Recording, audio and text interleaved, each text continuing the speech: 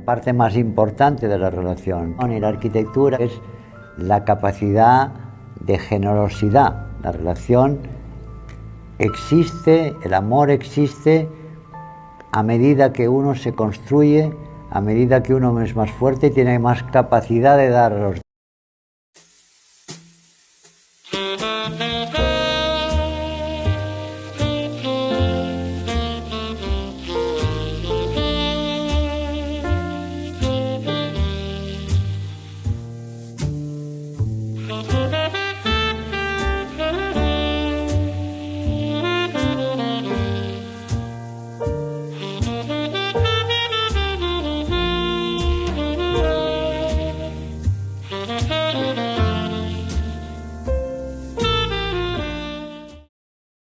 Muy buenos días, sean bienvenidos al primer episodio video podcast del programa Arquitectura para Todos. Les hablamos Jimena Caballero, Martín Idoyaga, Karen González y Nilor Marel. En este podcast vamos a estar hablando sobre la arquitectura y la experiencia universitaria y profesional. El día de hoy vamos a tener como invitada a una gran arquitecta, fundadora del estudio Poletti Idoyaga. Con ustedes la arquitecta Lisa Poletti.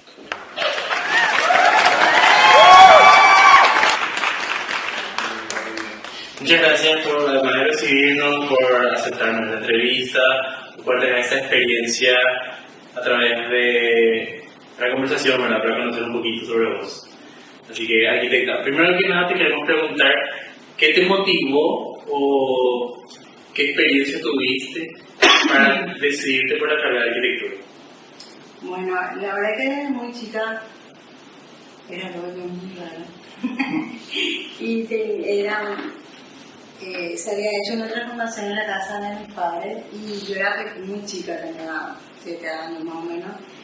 Y todo lo que hacía plasmaba el dibujo, que por supuesto como 7 años no tenía ninguna noción, ¿verdad? Ningún estudio, y entonces hacía lo que me parecía. Y todo dibujaba y me imaginaba cómo iba a quedar, entonces hacía a mi manera. Entonces siempre me gustó dibujar, ¿ya?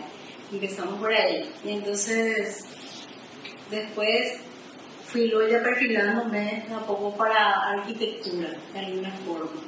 Súper interesante lo que nos comentaste, arquitecta. También te queríamos preguntar cómo era tu visión de la arquitectura cuando recién iniciaste la carrera y cómo esa visión fue cambiando durante todo el tiempo que estuviste en la carrera. Bueno, la verdad que como visión uno ingresa con ciertas expectativas. Pensás que todo va a ser a la manera de, pero en realidad nosotros tuvimos muy buenos profesores que nos enfocaron. De alguna manera estaban los que eran más cerrados, que yo no sé, que no creo que eso haya variado mucho, y estaban los que eran más abiertos y que nos dejaban más libertad de poder hacer a nuestra manera las cosas. Entonces, de repente, la visión que uno tiene al ingreso, yo creo que va cambiando cuando uno evoluciona mentalmente. Y tiene que ver con cómo uno madura, creo yo, a medida que vas adquiriendo conocimiento y ahí vos tenés más curiosidad.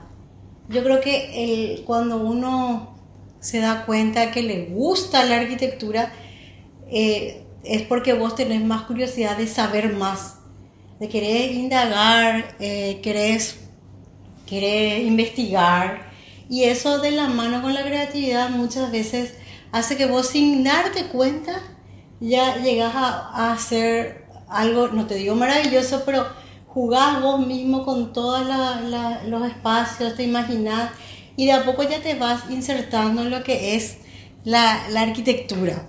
Y al que no le gusta, de una ya te das cuenta que no te va a gustar, ¿verdad? Y yo creo que tuvimos buenos profesores. Está el arquitecto Helmer, también tuvimos a Meyer, nosotros le llamamos puchero a uno acá, o sea, tenían todos le poníamos seudónimos antes, era algo más familiar porque en taller éramos grupos chiquitos, a pesar de que ingresamos muchos, se iban dividiendo, pero yo creo que la visión que uno tiene al ingreso va cambiando, y lo que hace también es Es muy enriquecedor cuando compartís con los compañeros y haces viajes. Ahí vas conociendo más. Ustedes tienen la facilidad que a lo mejor nosotros no teníamos, y en el medio de la carrera ahí recién fuimos empezando una transición entre lo que era a mano y llegamos a usar el AutoCAD, y yo al menos ya entregué mi tesis con AutoCAD, ¿verdad? Pero esa evolución de tener la facilidad de toda la información que tienen ahora, eso por ejemplo es fantástico, ¿verdad? Porque antes no lo teníamos que irnos al Instituto Militar de Ingeniería, o sea, al IGM, para conseguir fotos aéreas, o sea, unas cosas así que ahora lo vemos como muy retrógrado, ¿verdad? Porque no podemos imaginarnos que ahora la facilidad de que vos tomás un teléfono y ya tenés las fotos de cualquier parte del mundo, ¿verdad? Pero yo creo que la visión que uno tiene depende de todos esos aspectos que van enriqueciendo nuestra mente, ¿verdad? Y entonces va cambiando, y la visión es muy de cada uno, pienso yo, ¿verdad? Y después vos te vas haciendo a tu manera. Lo que ellos te dan son los elementos para que vos puedas formarte y ahí tener tu propia identidad como arquitecta, ¿verdad? Pero lo más importante es que nosotros somos hacedores de sueños, que ya sea una vivienda o un conjunto habitacional o un edificio o un colegio o lo que sea que tengamos que proyectar, porque es un proyecto, es en base a la vivencia que tenemos que tener en cuenta, que es para las personas, y convivir con la naturaleza, y eso de por vida tenemos que tener en cuenta. No somos nosotros los que somos, vamos a decir, el centro de atención, sino son las personas, ¿verdad? Y yo creo que esa es la visión que tenemos que manejar siempre. Digo, ¿verdad? Muy humildemente, porque eso a través del tiempo se van a dar cuenta que muchas veces un proyecto puede ser de diferente forma, cada uno de ustedes, y todos van a tener su argumento y su criterio, pero al final todo es para poder satisfacer los requerimientos de las personas. Claro, cada uno entonces va aportando su perspectiva. Claro. Entonces eso hace que sea más enriquecedora también así mismo la experiencia. Muy interesante, arquitecta. Y queremos también preguntarte un poco acerca de lo que sería el estudio de Poletti de Java, tu propio estudio de arquitectura y todo ese proceso. Y bueno, el proceso siempre se dio luego ya estando nosotros en la facultad, ¿verdad? En mi caso se dio algo muy particular, que cuando yo estaba en la facultad, cuando ya ingresé, le conocí al que ahora es ingeniero hidrollava, ¿verdad? A Pablo, y él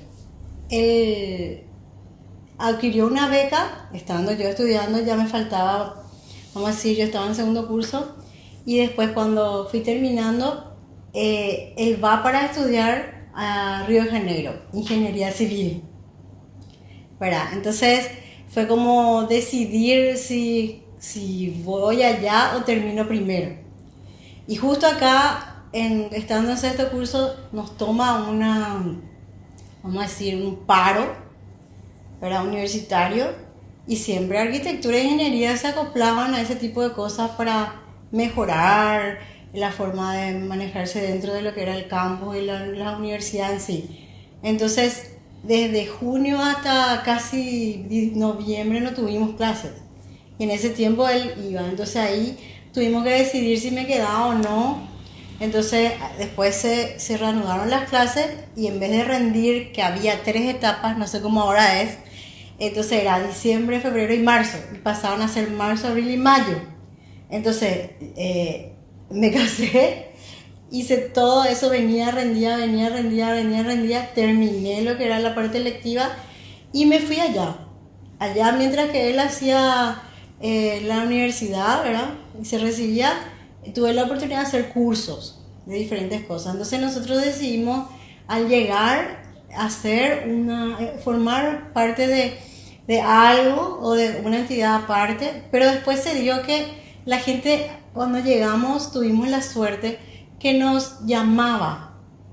Entonces nos llamaba para cosas que ni siquiera pensábamos que íbamos a hacer. Empezamos trabajando al principio hacíamos, por ejemplo, le ayudábamos a la gente a hacer tesis y eso, y al mismo tiempo la gente nos llamaba para proyectar colegio. O sea, eran así, trabajos así totalmente opuestos, vamos a decir. Pero nos confiaron, nosotros no podíamos creer que siendo jóvenes, prácticamente recién recibidos, nos confiaba la gente sus sueños, vamos a decir, de alguna forma. Y así empezamos, porque nos dimos cuenta, empezamos a probar, a hacer fusiones, porque siempre el arquitecto no puede estar solo. Siempre tiene que trabajar con el ingeniero, nosotros tenemos esa, no sé si llamarle virtud o suerte, o de trabajar en grupo. Nunca podemos trabajar aislados, porque dependemos del trabajo de la mano del ingeniero. Tenemos que tratar con proveedores, tenemos que tratar con técnicos, llamémosle plomeros, electricistas, vidrieros. Multidisciplinario. Exactamente. Entonces empezamos nosotros, sin darnos cuenta también prácticamente, a armar. Primero empezamos a crear fusiones, pero después nos dimos cuenta que la gente, no, yo quiero que vos me hagas. Entonces nos fuimos quedando nosotros nomás, ¿verdad? Y formar nuestro propio equipo. Y ahí empezamos a hacer. Lo simpático del caso es que siempre era de boca en boca. O sea, me contó fulano que voy, y bueno, así era. Entonces, así nunca dejamos de tener, gracias a Dios, trabajo, pero siempre empezando así. Entonces, la misma persona a quien le hicimos este colegio, por ejemplo, le llamaba al otro que era de la misma, vamos a decir, entidad, entonces nos llamaban y hacíamos también, y al mismo tiempo viviendas unifamiliares, bloques y así. Y era interesante porque en diferentes partes del país, entonces recorrimos mucho, y cuando vos sos joven no sentís ciertas cosas, ¿verdad? Y entonces haces y después decís, ¿cómo lo que yo hice eso, verdad? ¿Cómo lo que llegué hasta ese punto? Y no te cansás. Entonces yo creo que esa es un don que tienen que aprovechar ahora que son jóvenes y hacer de todo, ¿verdad?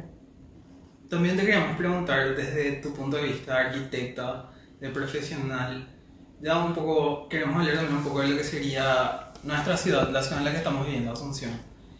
¿Cómo vos ves lo que sería el espacio público en la ciudad? Si es que está bien utilizado, si están bien dispuestos, ¿cuál es tu opinión en general sobre eso?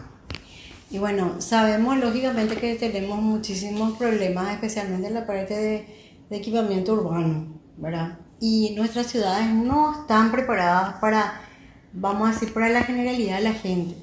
Especialmente nosotros no nos damos cuenta porque todavía tenemos movilidad, podemos manejarnos sin problema, pero no hace falta ir muy lejos para... Cruzamos acá en la calle y nos damos cuenta de las condiciones de las veredas, que no se respeta muchas veces ni siquiera la textura de los pisos para que puedan manejarse personas con capacidades diferentes, ¿verdad? Y esta, vamos a decir, debería ser Asunción un ejemplo. Tenemos condiciones, hay condiciones, pero yo creo que esto es algo que constantemente tocamos este tema década tras década y muy poco avanzamos en eso, ¿verdad?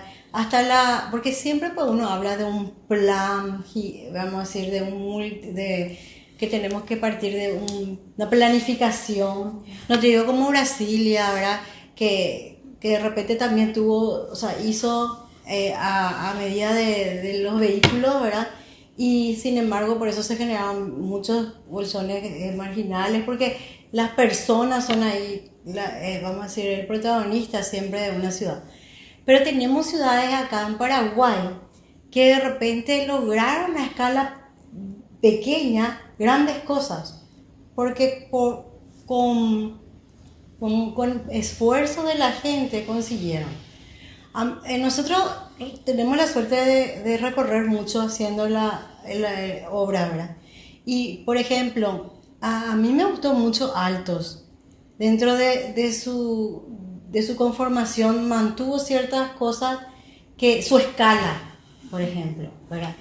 Concepción es una ciudad que es ideal porque vos podés transitarla caminando. Parece que está en el tiempo, se quedó ahí, ¿verdad? Entonces, tiene bien limitado lo que son las áreas, vamos a decir, principales, y parece que está hecha a medida para las personas. A una escala humana. A una escala humana. Entonces, vos decís que acá no hay esas posibilidades, pero sí tenemos.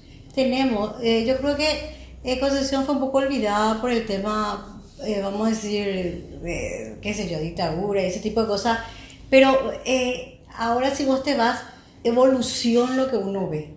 Ahí, por ejemplo, vos ves las avenidas principales también marcadas, hay limpieza, vos te vas y enseguida se dan cuenta cuando hace un seno de otro lugar, porque anda atarantadamente y ellos tienen su ritmo diferente, todo va más lento, pero tiene una escala humana. Ahora están apareciendo de repente edificios en alturas y qué sé yo, pero yo creo que ahí lo que tendría que ser la gente que está en la municipalidad y la que hace las normativas, tener criterio para saber en qué parte, ¿verdad? Qué zona pueden hasta qué altura y esas cosas, para que se mantenga esa escala, ¿verdad? Porque tiene un casco urbano muy interesante. Eso, Concepción. Pero tenemos ejemplos de otros. Por ejemplo, Encarnación es muy interesante también. Y la parte urbana se nota, ¿verdad? Que hay un estudio, que hay una planificación y que de repente está avanzando en eso, en lo que hace nuevo, ya hay una inclusión. Y en eso nosotros tenemos que enfocarnos como arquitectos cuando hacemos un proyecto, sea donde sea, tenemos que pensar no solo en el proyecto, sino de mayor a menor, y ahí enfocarnos en qué vamos a incidir en el resto. La manera en que va a impactar el proyecto. Exactamente, el impacto que va a tener. Yo pienso que tenemos mucho por hacer, porque nos falta, pero podemos hacerlo. Hay ejemplos que tenemos también. Otra pregunta, ¿qué papel debería tener los arquitectos y las universidades en la creación de una cultura urbana más participativa y consciente? Y justamente, bueno, hablando aparte de eso. Y yo creo que el arquitecto es el profesional que tiene en sus manos, más que otros, poder impactar positivamente en cualquier lado. Si te dan para proyectar, yo nunca me voy a olvidar, nosotros hicimos, por ejemplo, el showroom de Pollo Don Juan, que nosotros decíamos, Dios mío, famoso, yo le quiero mucho a los animales, y me daban no sé qué cosita, ir a ver ahí como en la fábrica, bueno, acá se les despelleja, acá se les no sé qué, ¿verdad? Esta es la planta de tratamiento, o sea, y ellos ahí se tienen que guiar por normativas internacionales para que pueda hacer exportación. Bueno, entonces, a mí me llamó mucho la atención, cosas que no vemos normalmente, que tenía como un parque atrás, hasta monos había, y había así una arbolada y un sector donde era todo frutal, justamente para que puedan tener los monos un ecosistema, vamos a decir, no privado, sino que entre medio de la ciudad, aislado y protegido. Y tenía su planta de tratamiento en otra parte, donde lógicamente uno dice, bueno, qué pena que tenga que hacer todo esto, pero ver utilidades, por ejemplo, en ese caso, ellos quitaban todo lo que es el desperdicio y eso, vamos a decir, transformaban de alguna manera en abono, por ejemplo. Y otro impacto, por ejemplo, o sea, ese es un caso, pero nosotros podemos, cuando nosotros estábamos haciendo las cosas, bueno, zonificar y pensar en grande, haciendo, por más chico que sea el proyecto que a uno le encarga. Yo siempre decía al ingeniero, desde veredita hasta, no sé, represa uno puede hacer, pero cualquier cosa que vos hagas que pueda dejar algo positivo en tu intervención. Y no solo eso, sino que también, por ejemplo, que pueda ser accesible para todas las personas. Yo nunca me voy a olvidar que, por ejemplo, mis papás, que ya están ya con su edad, X cerca de los 80, 90 años, ellos, por ejemplo, no pueden manejarse solo sin tener dificultades para transitar en una simple calle, porque lógicamente no está pensado para esa, vamos a decir, esa... Para sus necesidades. Para sus necesidades, porque ellos ya no pueden más de repente estar haciendo ciertas cosas, ¿verdad? Pero sin embargo, nosotros no pensamos en eso cuando hacemos ciertas intervenciones, llamémosle edificios, tenemos que pensar en global. Si vos vas a hacer ciertos proyectos habitacionales, sabes que eso tiene una implicancia, ¿verdad? Entonces, tratar de pensar en todas las posibilidades para que pueda, vamos a decir, llenar los requerimientos de la mayoría de la población, porque nosotros no somos solamente el estrato de jóvenes, ni tampoco son todos niños, ni tampoco son todos adultos mayores, pero de repente hay que incluirles, no dejarles entre cuatro paredes, ¿verdad? Entonces, eso de pensar cómo poder influenciar en ellos, o cómo poder, a partir de lo poco o lo mucho que podamos hacer, tener en cuenta esas cosas. Si cada uno de los arquitectos sumara y tuviera en cuenta todas esas cosas, sería fantástico, ¿verdad? Porque no habría que echen nomás las cosas y hagan una estación o una estación de servicio en cualquier lado, y las veredas tendrían más nobleza para servir realmente a los usuarios, digo yo. Sí. Y los parques, tenemos el zoológico, por ejemplo, donde podríamos nosotros pensar en adaptar ciertas cosas para que cualquiera pueda ir a disfrutar eso, pero no hay así, vamos a decir, ahí pasa otra vez la creatividad, la investigación, cómo hacer para que eso pueda ser útil o sea, que pueda ser no solamente un paseo como cualquiera, sino que puedan aprender los niños, también convivir con los adultos mayores. Un lugar de encuentro. Exactamente, o sea, cada cosa que uno de repente pueda hacer, que pueda influenciar positivamente en todo lo que sería la ciudadanía, ¿verdad? Pero ¿crees que las universidades también tienen que tener un papel? Yo creo que tienen luego, y que tendrían que usar, no te digo, no sé si la palabra es usar, pero tendrían que aprovechar las mentes de ustedes para poder no quedarse en papel nomás los proyectos. Que por ejemplo, o sea, hablan de una costanera sur, hablan de, por ejemplo, de un barrio para viviendas de interés social, le llaman ahora, ¿verdad?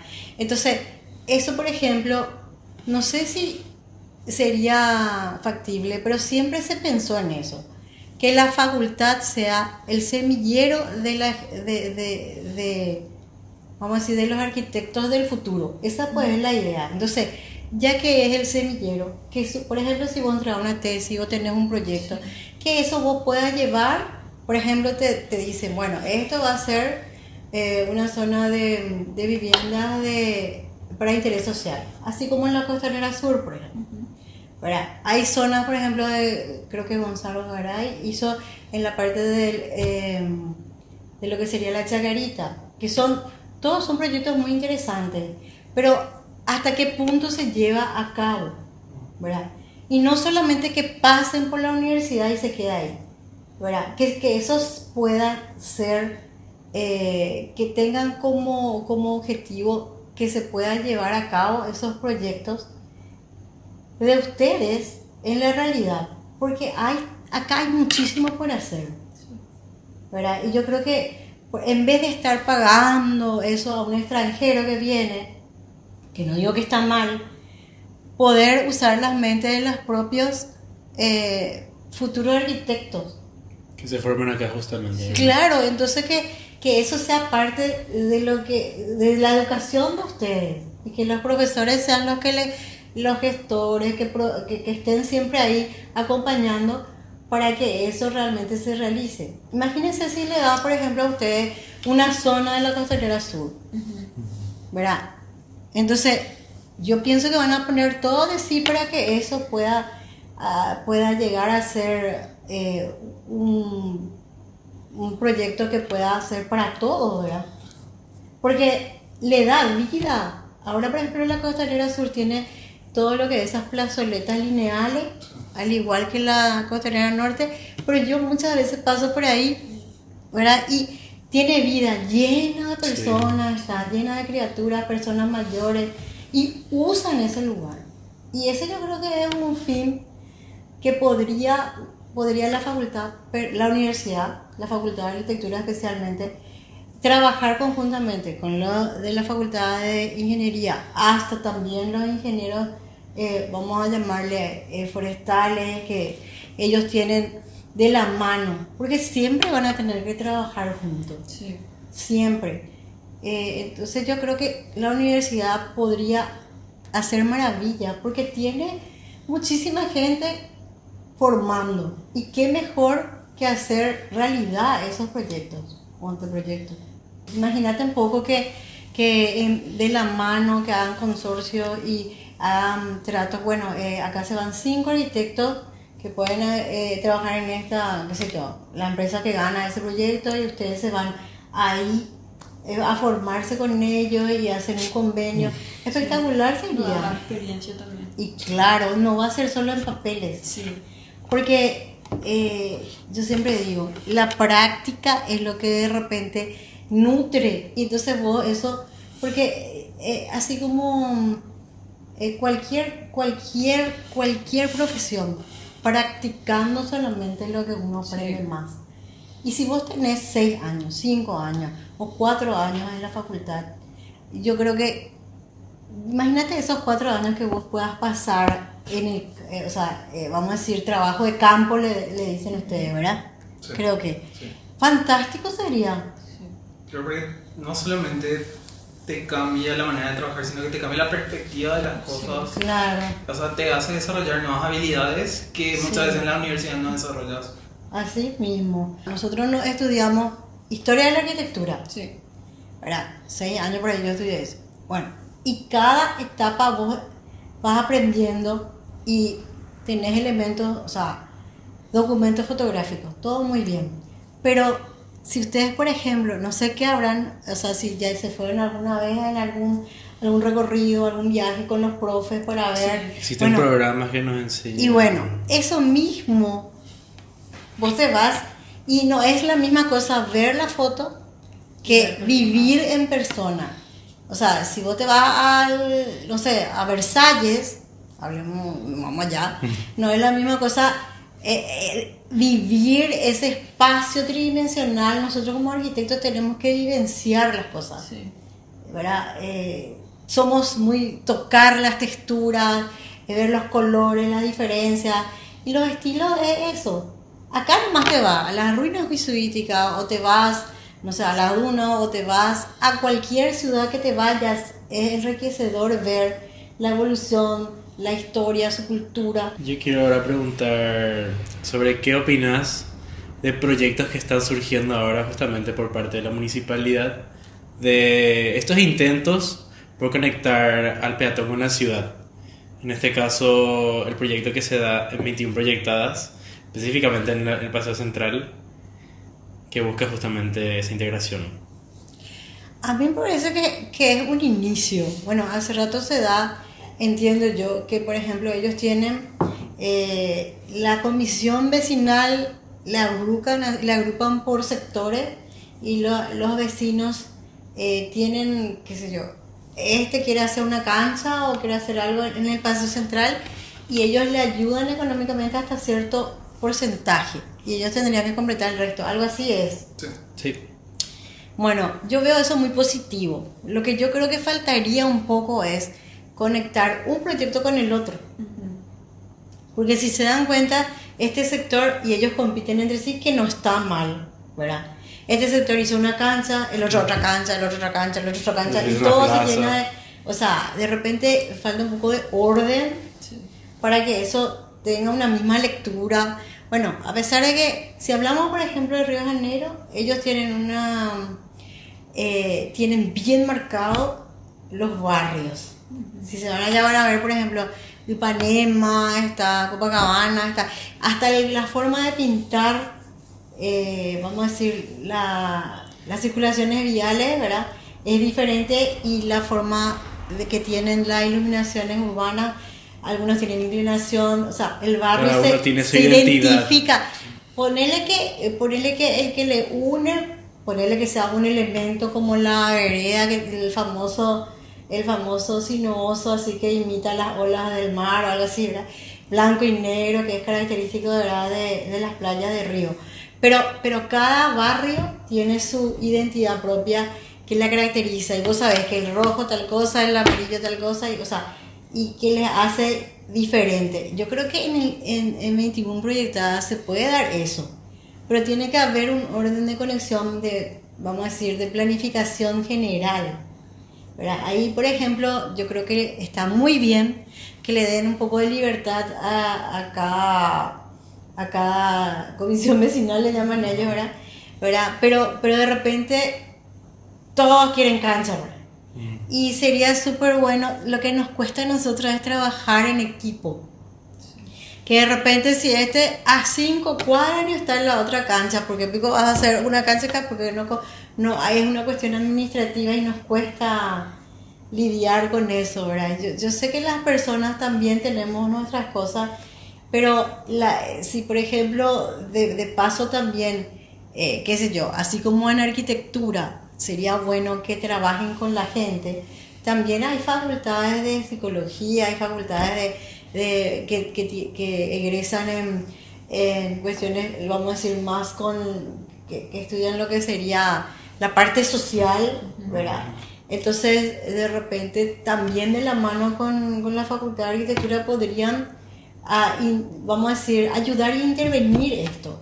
No intervenir en el sentido de que ustedes hagan a la manera de ustedes, sino que de repente organizar eso y que le dé, así como en la facultad, seguramente que le da un sector, bueno, va a proyectar otro sector, bueno, y algo así, pero que después puedan ustedes de alguna manera eso unir de alguna forma, que tenga una conexión para que puedan trabajar todos juntos o se vea como un todo, ¿verdad? Y diferente es cuando planificas que todo atomizado y a lo mejor hacía falta solamente 3 canchas y cada uno de los barrios tiene una cancha, ¿verdad?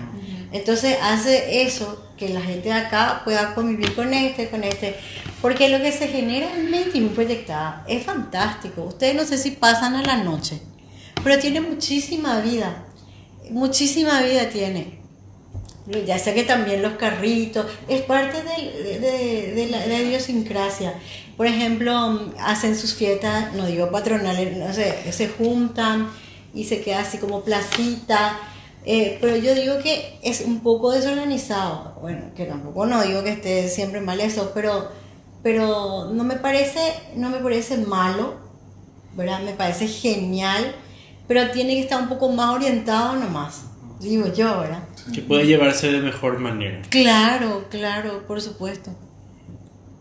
Y ya que justamente estamos hablando sobre los espacios públicos y nos estamos enfocando en 21 proyectadas, si por ejemplo te imaginas una ciudad de Asunción ideal, ¿cómo a vos te gustaría que sean sus espacios públicos, por ejemplo, en un futuro? Wow, buena pregunta. Y siempre soñando. Yo siempre digo que el arquitecto es un soñador, ¿verdad? Y potencial, como dije al principio, hay, ¿verdad? Y yo creo que ganas también. Y yo creo que la juventud de ahora tiene la facilidad, repito, que nosotros no teníamos, de muchísima información, ¿verdad? La historia siempre nos marcó a nosotros los paraguayos, ¿verdad? Entonces, de repente nosotros tenemos como arquitectos que darnos cuenta de no ser egoístas y buscar solamente, quiero que se note que soy yo y firmar mi obra, ¿verdad? Porque nosotros tenemos que darnos para el resto y especialmente a la ciudadanía, ¿verdad? Entonces, yo creo que siempre va a haber las posibilidades, pero que también como digo, tiene que ser mucha iniciativa de la nueva generación que no se quede ahí, porque cuando nosotros éramos jóvenes también queríamos hacer miles de cosas y después la vida te lleva por otro lado y se olvida eso. El arquitecto de por sí, por más que diga, yo no soy urbanista, tiene que serlo también. Eso lo tenemos que tener incorporado, porque vos no podés hacer un proyecto aislado, jamás de los jamases. No tenés que cerrar a una No, cosa. vos te vas de lo macro a lo micro. No podés vos pensar en lo micro nomás, nunca. Es Es que decir, siempre también nuestros proyectos tienen mucha influencia con la gente, entonces no te Sí, puedes cerrar no solamente a podés. un solo sector. No Tenés podés. que incluir todo básicamente. Sí, no somos nosotros no les demerito a nadie, a ninguna profesión, pero en nuestra profesión no podemos obviar eso, nunca jamás.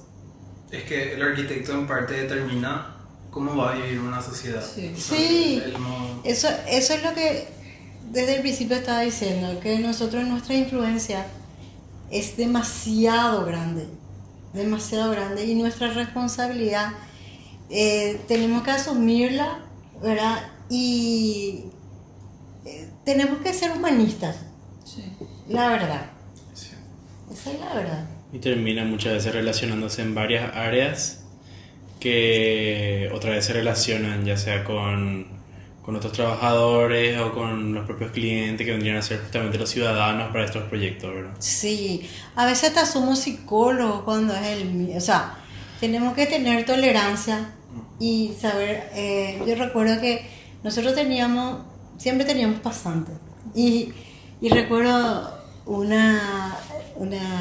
nuestra pasante que estuvo muchos años con nosotros, fue cuando se recibió, se fue a trabajar en varias empresas y que después siempre vienen junto a nosotros y nos piden ayuda para ciertas cosas y qué sé yo. Y recuerdo que decía, le tocó trabajar en la Costanera Sur y vamos a decir, ubicarle a la gente mientras se trabajaba. Hicieron viviendas provisorias en el costadito del ingreso de la Costanera Sur, hacia acá. Y ella me decía, es dificilísimo, Arqui, trabajar con las personas. Y yo le dije, pero esa es nuestra vida y milagro. Porque, dice, son demasiado exigentes, decía ella. Porque que vos le pones una puertita a uno y al otro no le pones, ya te exige más.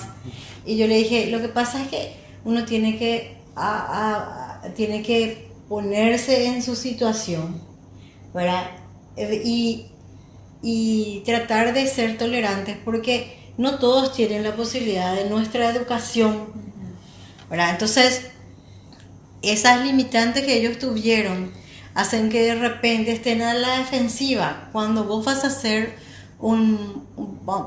un proyecto vial, en este caso que es de gran envergadura, y que vas a tocar sus viviendas, vas a tocar sus familias. Entonces, ahí es cuando más tenemos que aparecer nosotros como lidiando, para que ellos entiendan que son parte de ese proyecto, ¿verdad? Está mal lo que voy a decir, pero para bien o para mal, y nosotros tenemos que hacer que eso sea para bien, para mejorar su calidad de vida. Esa es una frase muy usada, pero es cierto, si nosotros no vamos a mejorar la calidad de vida de la gente, entonces no estamos cumpliendo con nuestro objetivo. La verdad es esa. Así mismo. Y para ir culminando, arquitecta, ¿qué queremos que nos des un consejo, no solo a los que toman la carrera, sino que a los que están iniciando, a los que están culminando también esta etapa universitaria? ¿Qué consejo, qué experiencia de vida le das? ¿Qué parece? Otra cosa complicada, pero simple al mismo tiempo. Y bueno, que eso es, no sé, el que entra y de una le gusta, siempre le va a gustar. Como cualquier carrera es súper sacrificada, pero voy a hacer otra vez hincapié. Tenemos una profesión que es para cumplir los sueños de los demás y para proteger la humanidad. Parece que es muy así utópico lo que yo digo, pero no deja de ser cierto. Y nosotros, cuando empezamos la carrera, vemos las cosas de una forma, ¿verdad? Y decimos, ay, cuando yo me reciba voy a hacer lo que quiero, por ejemplo. Y los profesores muchas veces te limitan, parecen las cosas, pero eso tenemos que tomar como un aprendizaje. Pero lo que yo me refiero es que el que puedes dar de consejo a la gente, que no pierdan su identidad, pero que se den cuenta que no siempre los trabajos van a ser para uno, ¿verdad? O sea, la mayoría de los arquitectos, no digo todos, busca trascender, que se conozca su obra y que se vea como una marca, que no está mal, por supuesto que sí.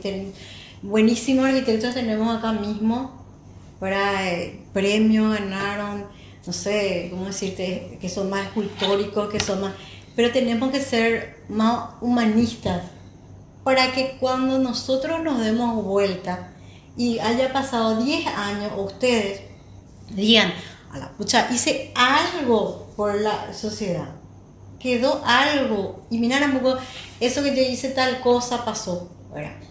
Algo tiene que quedar, no podemos pasar por la vida así nomás, porque si bien lógicamente cualquier trabajo uno toma para tener una remuneración económica y tener una vida mejor, ¿verdad? Pero el fin tiene que ser que pueda dejar algo para la ciudadanía, como vos decías, ¿verdad? Y que pueda quedar algo que sirva para la gente, ¿verdad? Yo creo que si el objetivo de la gente que inicia arquitectura es, por ejemplo, solo ganar plata, entonces eso no sé, yo creo que eso se queda en lo superficial. Y nosotros como arquitectos no podemos quedarnos en eso, ¿verdad? Y yo creo que la visión que tenemos que manejar siempre es, cada uno tiene su vida y su historia. Y cada uno de ustedes de repente tiene ya una historia y una vida que llevó que influye en cómo vos te manejás en la vida, ¿verdad? Yo creo que el arquitecto es más, vamos a decir, más emotivo, más sentimental, y es un artista. Entonces tiene la facilidad de manejar varios aspectos de la sociedad. ¿Qué quiere decir eso? Nosotros podemos, no nos damos cuenta, pero tenemos muchísimas formas de hacer el bien a la gente, ¿verdad? Desde nuestro proyecto, cuando llevamos a cabo, tenemos que pensar en eso. Porque después decir, ay Dios mío, ¿cómo no hice esto? O si hacía más grande la abertura, iba a poder hacer tal cosa. O sea, ahora, por ejemplo, por dar algo así loco ahora, en un edificio que estamos interviniendo, bueno, aparece así, Dios mío, no entra la silla de ruedas o tal cosa, los baños públicos. Entonces uno tiene que estar modificando ciertas cosas. Y es un proyecto de hace 12 años, ¿verdad? Entonces pasó eso porque no se pensó más allá. O sea, solamente dijo, bueno, acá van a ingresar para estudiar derecho, estudiar esto, que lo otro, ¿verdad? Y no se pensó en todas las posibilidades, ¿verdad? No somos perfectos, pero sería muy bueno incluir a todo, ¿verdad? Incluir a todo, ¿verdad? Y yo creo que cada uno hace su historia, pero lo más importante es que pensemos en cómo mejorar con nuestros proyectos, que es cuando se van a llevar a la materialidad, porque ese al final es el fin del arquitecto, llevar a la materialidad los proyectos, pero con el fin de ayudar a la gente. Por eso somos humanistas, o deberíamos. Yo creo que eso es lo que yo le diría, que si van a hacer o seguir arquitectura con un fin que no sea ese, de repente no nos podemos quedar en lo superficial nomás, ¿verdad? Lo demás viene por añadidura, ¿verdad? Si por ahí nos sale un viaje, y no digo que que hacer la mejor manera tu trabajo. Viene 1000 otras cosas por añadidura, ¿verdad? Ponerle que tenés una beca o tenés esto, es porque estás haciendo bien las cosas, ¿verdad? Y la retribución viene sola. Yo me acuerdo, no sé dónde está ese, nos dieron, yo estaba embarazada justamente de Martín y estábamos haciendo un colegio y se hizo estábamos haciendo un comedor para 300 niños y así hicimos todo. Y se terminó en 5 meses por ahí. Y el ingeniero ya se iba y venía, estaba de fiscal de obra de la Senada en Pedro Juan. Entonces no pudo estar en la inauguración. Y eso es una cosa que, chicas, ustedes tienen que manejar también. Que cuando se hizo, yo era la que más estaba en la obra, no sé, 24/7 por ahí.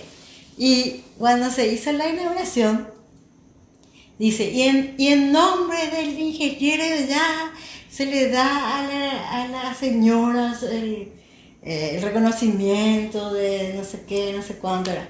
Y bueno, y yo arquitecta, estuvimos ahí miles de cosas tratando de lidiar con el mundo y se le da bueno, entonces uno ahí se siente what, pero lo más importante es que hiciste cosas para ayudarle, ¿verdad? Pero en ese caso, por acá en el Paraguay, nosotras como mujeres también es una cosa muy importante, que tenemos que estar lidiando en un medio de hombres. ¿Verdad? Cuando nosotros empezamos, en aquel entonces, estoy hablando de hace un montón de tiempo, era muy difícil que los maestros de obra les respeten a las mujeres como, vamos a decir, cabeza de grupo. Entonces, nosotros vamos a tener que lidiar con eso, pero yo creo que eso ahora ya se está subsanando porque somos muchas, ¿verdad? Y tenemos que estar en obra, así como también tenemos que estar en gabinete.